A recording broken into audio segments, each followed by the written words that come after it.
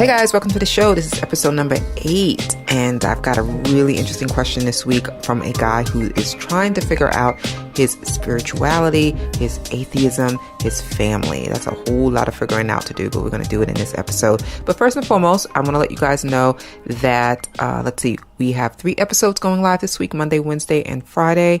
And then we're going to start the new segment on, which I'm excited about, yay, where I have someone come in and we're going to talk about the problems, and they're going to give me their feedback and their advice. So we're going to have kind of like advice parties, yay. That's exciting. And, I have listener feedback. I just want to thank you guys so much for the great feedback that you've been giving me. I am really very happy that so many of you are enjoying this, and I definitely want to hear your feedback.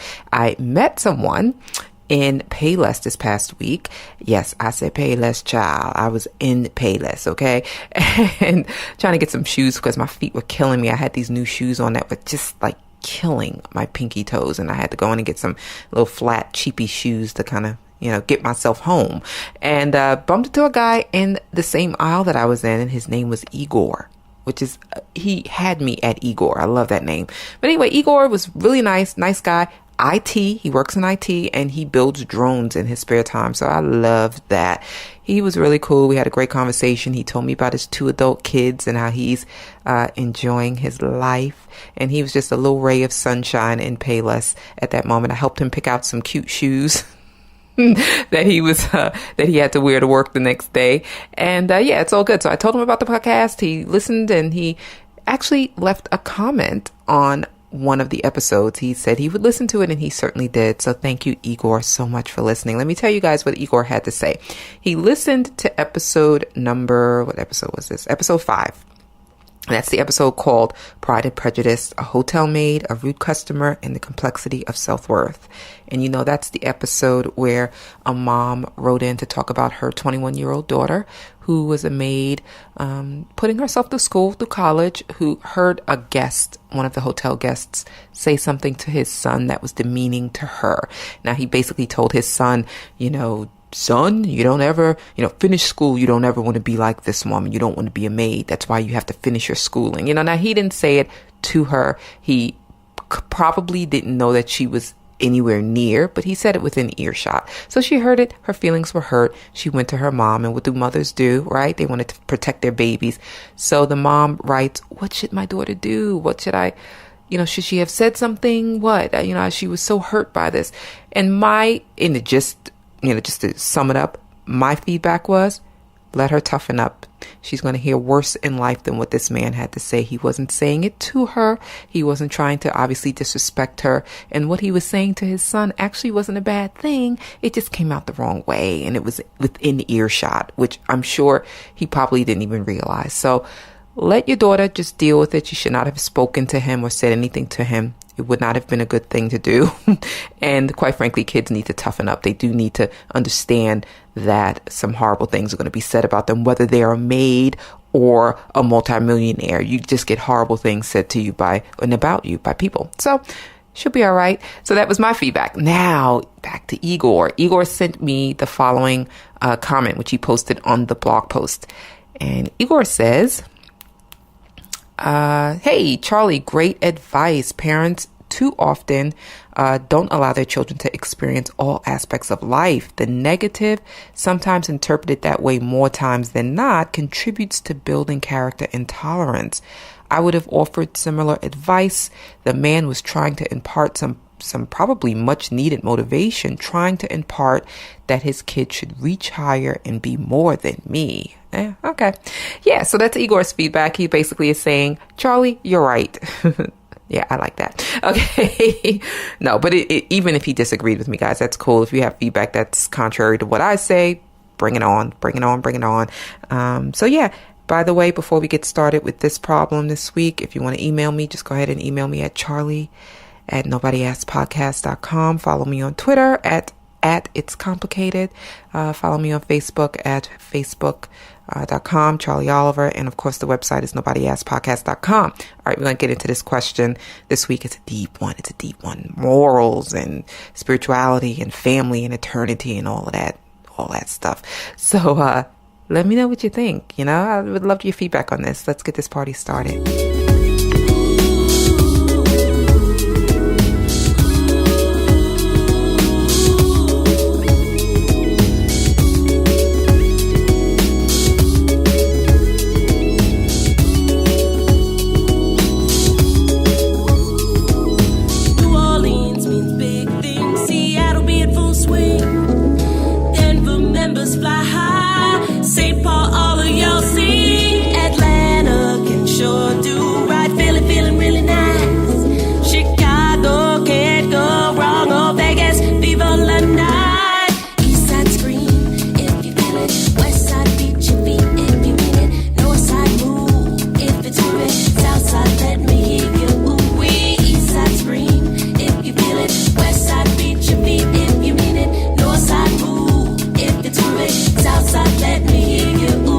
This problem was sent in to Andrew WK over at the Village Voice, and this person writes, I've recently accepted the fact that I'm an atheist. I realized most everyone in my family would be very upset about this, so I've kept it to myself.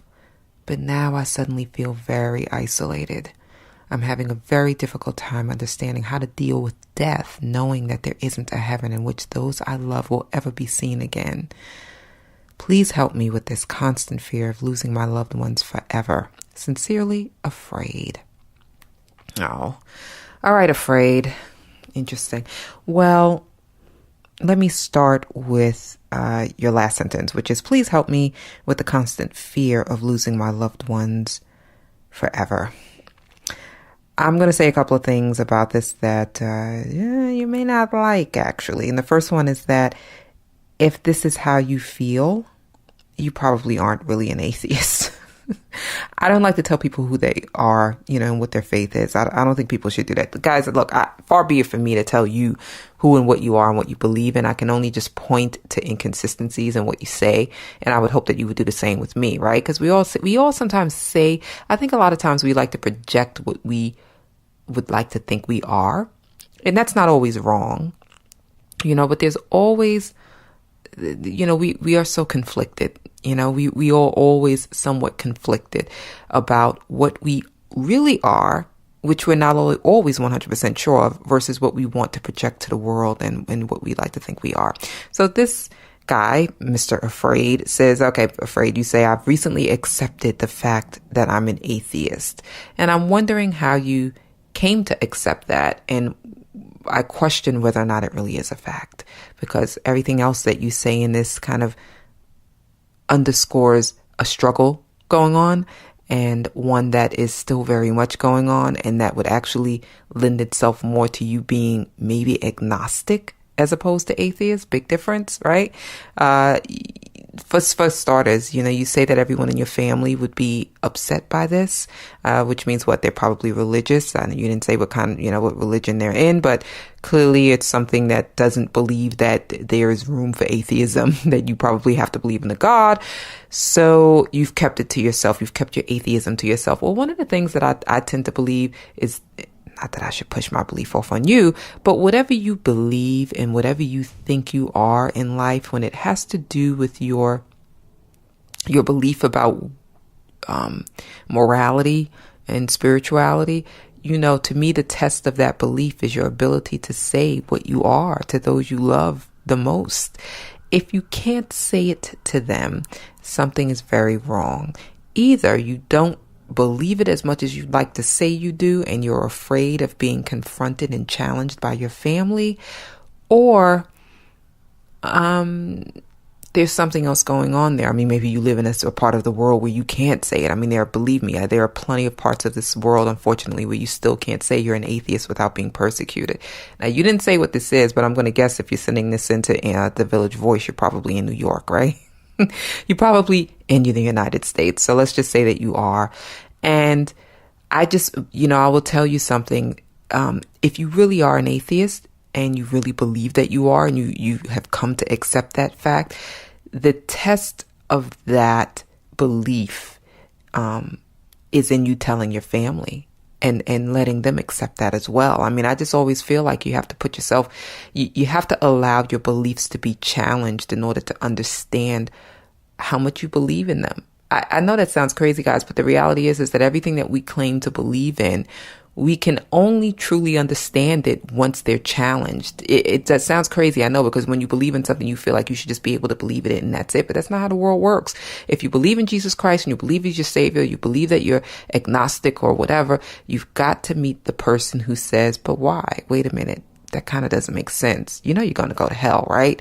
And you have to be forced to, you don't have to justify why you believe it, but it helps you to be able to explain why you believe something, not because you're trying to convince the other person, but I think sometimes you need to hear yourself speaking about what it is you claim to believe in order to understand why you yourself do, or to hear your own inconsistencies or your own contradictions in what you say. And that's never comfortable.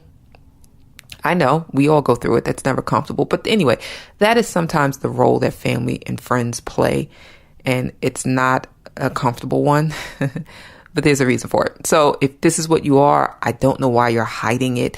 If you live in this society, I think you should just tell your family and see what they have to say about it, and see what, more importantly, you have to say about what they have to say. You know, how do you hold up, and how does your belief in what you say is the truth of your life, that you are an atheist, how does that hold up against family scrutiny? If it doesn't, there might be a problem there. Maybe they're not the problem. Maybe it's that you don't believe in it as much as you say you do. So anyway, moving on. That's a huge thing, by the way, because you're already giving them a lot of power in what they believe. That's actually usurping your power and your authority in your own life, right? So here in the next sentence, you say, now I feel suddenly isolated. Well, yeah, you know, you're thinking differently than they are. But you say, I'm having a very difficult time understanding how to deal with death, knowing that there isn't a heaven in which those I love will be, I will be seeing them again. So the problem with being an atheist, or coming to the conclusion that you're agnostic or an atheist after you've been raised in a religion for most of your life, and I'm assuming that is the case, right? Because you say your family is this way, and the problem with that is that when you're formed around the idea of a God your entire life, it is very, very hard. That's cultural, moral conditioning. That's cultural conditioning that's very hard to extricate. And what I mean by that is I myself was raised like that. I was raised in a religious household. I was raised both, you know, my family was Baptist, and then I was raised by my godmother, who was Pentecostal. You know, for years, in my formative years, I was going to church 3 times a week and everything like that. And so now what am I now? You know, well, you can say I'm agnostic.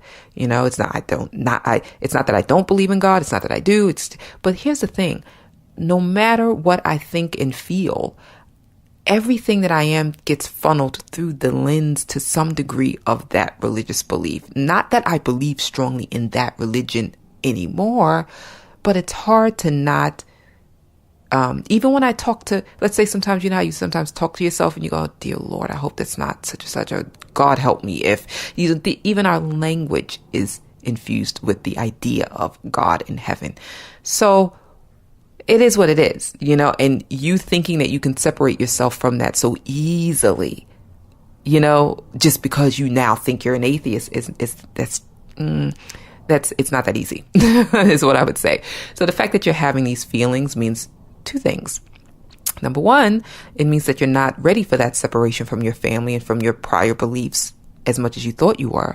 And number 2, you're probably not necessarily ready to embrace atheism as much as you think you are. Right? That's all. And that's not a horrible thing. But here's my question to you.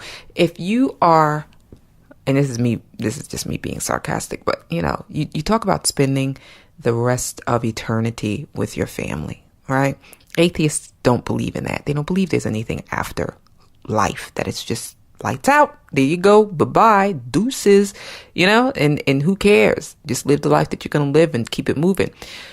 Your fear about what happens beyond life is obviously not one that's held by atheists.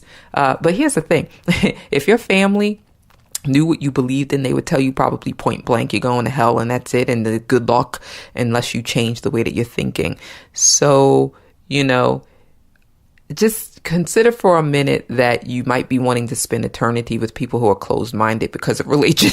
I just don't, I know that sounds horrible to say, but dude, seriously, if they heard that you were an atheist, they would cut you off in a second, or they would tell you that you're going to hell, and they would extricate you just by saying hey, listen, you can't hang with us in heaven because it's a wrap, dude. You're not going to be a part of us. But if they can so easily cut you off through their belief in their religion, why is it that you can't do the same through your belief in what you believe in? In other words, you want to cling to them for eternity, and they would cut you off in a heartbeat. You know, they'd be like, yo, there's no room in here there's no room in heaven for you. You gotta go. Okay. I'm just saying, guys, I know that's kind of cold, but it's true. It's kind of crazy. You know what happened when I was 11 years old? I was living with my godmother, who was Pentecostal. She was a minister. So, you know, strict household, right? I couldn't wear skirts. I couldn't wear pants. We had girls had to wear skirts. We had to go to church 3 times a week. We had to pray constantly. That was my life as an 11-year-old. Okay. It wasn't easy. And one day I asked her, I got curious. I'm at that age where like, look, what's all this going to church every 3 times a week? I get that we're going to heaven. But I finally asked her a question. I said, all right, give me the lowdown on heaven. What is heaven really going to be like? And I'll never forget this because it was a rainy day and we were all sitting around in the living room, my aunt, my godmother, myself, her kids. And she began to explain to me her idea of heaven. So I'm waiting for the good stuff. I'm 11 years old. I want to hear from her what it's really, she's a minister, right? What is it going to be like? What can I look forward to? So she tells me, oh, baby, it's going to be beautiful. It's going to be praising the Lord. Morning, noon, and night. Praise his holy name. Hallelujah. Praise his name. And so, I'm like, well, all right, what else? That was my reaction. What else? And she got offended by it, actually. She was like, well, what do you mean, what else? We're going to praise the Lord morning, noon, and night. I said, well, we do that here. What is it? What else is there? It just wasn't interesting to me as a kid, right? And she said, well, it's going to be beautiful. We're going to be together. And I said, wait a minute. You mean like the family? Like we're all going to be together? And she was like, yes, it's going to be wonderful. We all be together holding hands and praising the Lord morning, noon, and night. And I was horrified by that. I was at the age of 11, I was horrified by the idea that like this is really it, like all day, morning, noon, and night with you and my cousins who drive me crazy. What? It didn't compute. And I will tell you something. It left a lasting impression on me.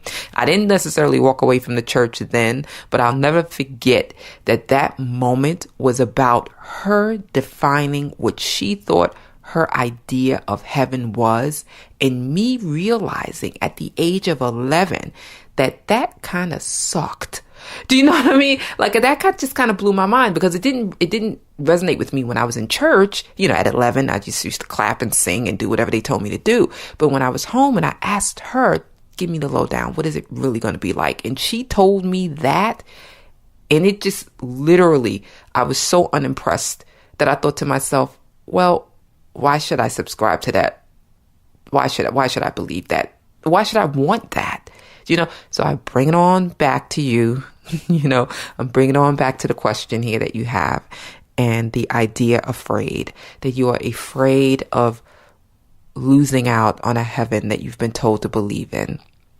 That may not even be what you would normally describe as heaven, So you just have to be mindful of the fact that you're being told what to believe, and that if you choose to believe it, do it. Just do it. But whatever you do, understand that your family, you may still never see them again. I'm just saying it's a gamble. You may feel like you want to give up your life to this religion that they're in and feel like you're doing this because you may see them for eternity, and you may die and there may not be anything after that either. I mean, it's a gamble, but what is going to help you live the best life that you can live today and work towards that? I mean, does being an atheist or believing that you're an atheist help you to do that? This may not be anything that you can answer right now. I'm just saying it's a struggle, and you're worried about losing something for eternity that you can't even fully come to terms with in the present. And what I mean by that is forget about losing your family for eternity. If you can't better your relationship with them today by explaining to them what you are, then what the hell does eternity matter anyway? What does it matter? What is it all for? Sit them down and say to them, I don't believe in this anymore. I don't know what I believe in, but I'm going to tell you right now, I'm not going to church anymore. I'm not going to the mosque. I'm not going to whatever it is that they believe in. Just say, look, I respect your right to believe in it, but I don't. And begin to understand your relationship with your family now and work on that. Do you know what I mean? Like you got enough to work on right now in life. Forget about eternity. And I tend to think that when we look at fear and we let fear guide us, that it kind of, it's because we're avoiding something else bigger here. And it could be that you're avoiding, your fear is, how should I put this? Your fear is helping you to avoid or keeping you from addressing the real problem. And that's that you can't express to your family in this life what it is that you want to do with your life. Okay. So I think if you begin with that and going back to what I said in the beginning of this, that you need to stand up for what you believe in or what you think you believe in. You may not believe, you may feel like you're an atheist today, and 10 years from now, change it completely and go back into the church. Who knows? But the point is if you've come to that conclusion and you can't explain it to your family, that is a bigger problem than not spending eternity with them.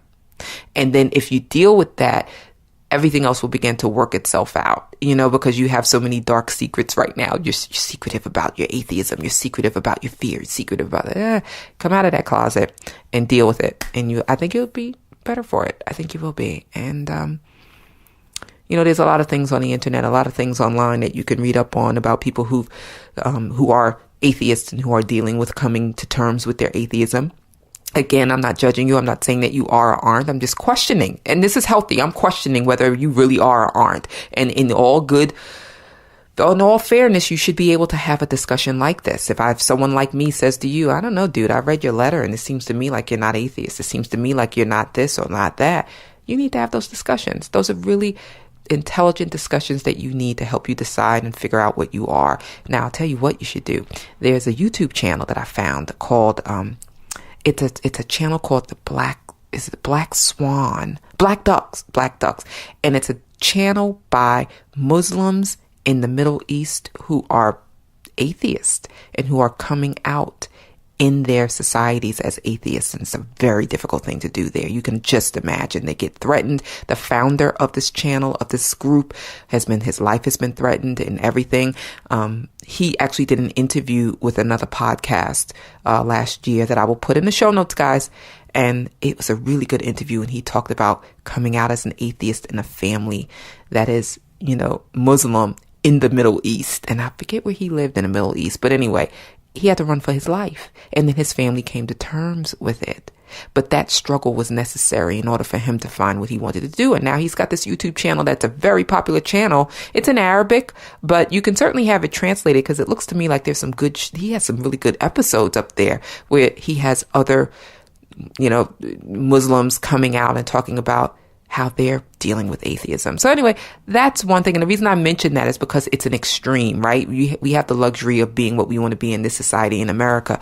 But there you have people in parts of the world where they lose their lives if they come out and say what they are, atheist or otherwise. So watch that. Check that out. It's called Black Ducks. Guys, I'm going to put that link in the show notes and I really suggest you go to it. And then, of course, there's other things online that you can look into, other links, other groups that you can go to, and kind of get some feedback on people who've done what you're doing. Get some support. All right.